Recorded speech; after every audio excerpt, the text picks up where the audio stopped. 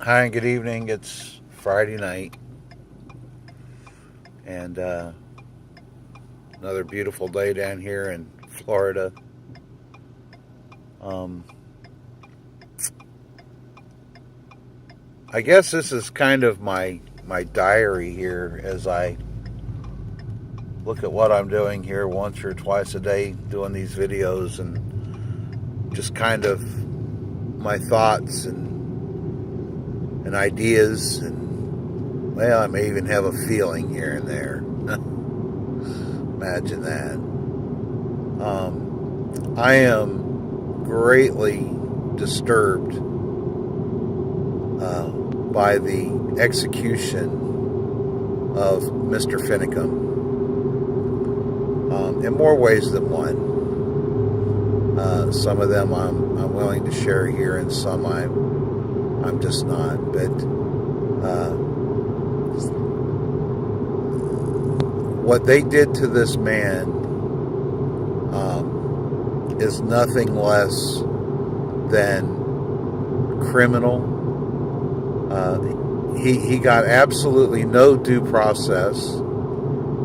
And here's the thing that gets to me as I think about the events of the last several years, and especially in regard to events that have happened, like in Ferguson and Baltimore, and other places where perhaps innocent people were shot and killed, and yet were they really innocent? And these were thugs. They were bullies. They hung out with the wrong element.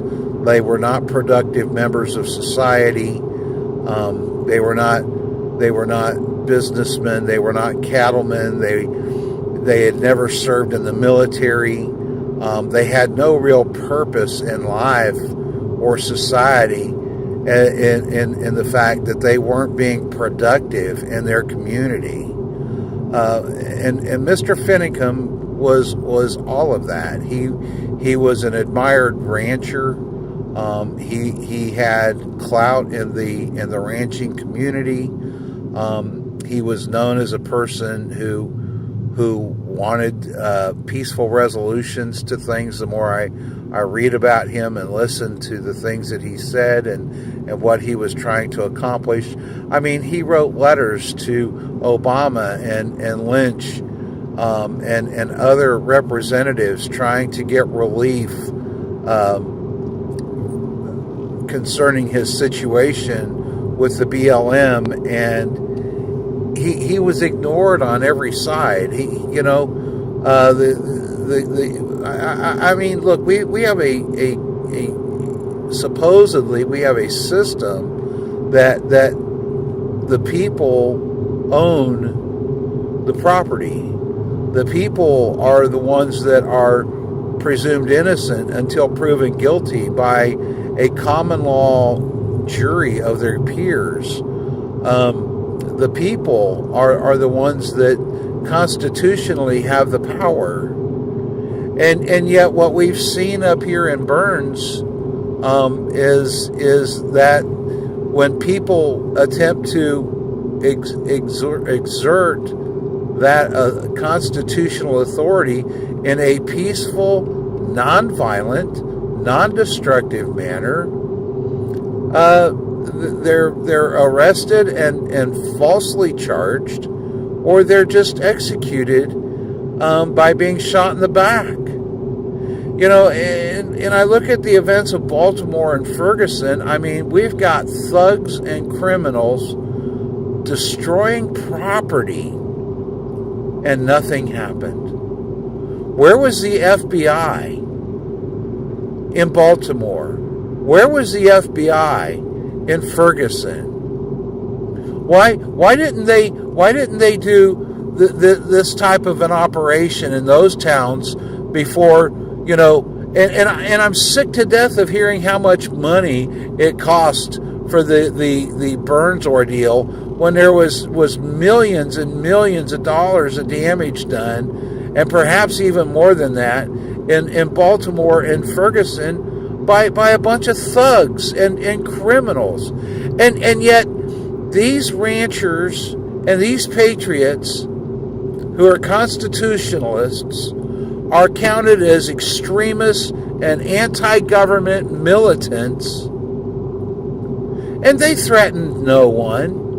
They threatened no one. They were going to town hall meetings, and they were out discussing things, and they were looking up documents, and what they were doing was actually of a more danger to the cabal government that we have than these thugs and criminals that were setting fire to these cities, because what they were doing was exposing our government for the corrupt government that it is, and for that reason they had to be silenced. People talking about, people were putting some stuff out about Pete Santilli and his past. And you know what? If it's his past, then that's his past. I judge a person by what they do today, not by what they did 20, 30 years ago. What are they doing today? Pete Santilli was doing a good thing up there in Burns. He was confronting things. He was reporting events as they were occurring. What about the Constitution, was his question, time and again. Well, that's my question tonight. Mr. Obama, Miss Lynch, what about the Constitution? That's my question tonight, Senator Merkel, you piece of crap. What about the Constitution? What about due process? How about that Governor Brown of Oregon? You piece of junk. You're not an American. You're some communist hoe or something. What about the Constitution? What about the right of due process that this man will never enjoy because you friggin' idiots had him murdered? Are you proud of that tonight?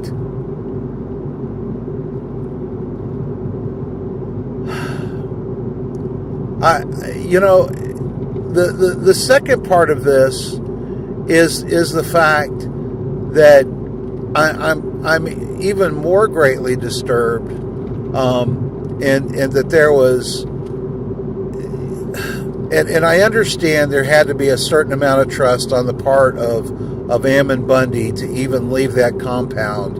And I'm sure that hindsight's 20/20, and had he known then what he knows now, he would have never left the security of that compound. I would hope that he would have recognized that. But where's all these Pacific patriots? Where's all these patriots out in the mountains in the western region? Look, I'm all the way in Florida, man. Where's these people that have gone to Iraq and Afghanistan and fought for other countries, and yet here we're given a stand down order when our government declares war on the American people? I'm not understanding this at all. I'm not. Listen, war has already been declared on us. They've already fired the shot. I guess the question is how do we respond? And look, I get it, man. I mean, I'm on my way to work now, and because we're wrapped up in a system that we did not choose, we were forced to live in, that we have to do these things just in order to survive. I understand it. I get it. But at what point do we do as the framers did and count all of this as a loss for our children's sake? At what point do we say, you know what, I'm willing to lose all of this in order to fight for freedom for future generations? You know, I continue to talk about what kind of an inheritance are we going to leave our children and our children's children. And I'm greatly disturbed by this thought of what type of legacy are we leaving behind. And you know, ladies and gentlemen, my heart is extremely heavy and broken as I see these events unfold, and I'm extremely frustrated because I don't know what the next step is, to be honest with you. I know what it's going to take. I know what it's going to take to restore order to this nation. I do. My problem is who is going to stand up and lead this restoration? Where are the military leaders who have taken the oath to protect and defend the Constitution, like General Petraeus?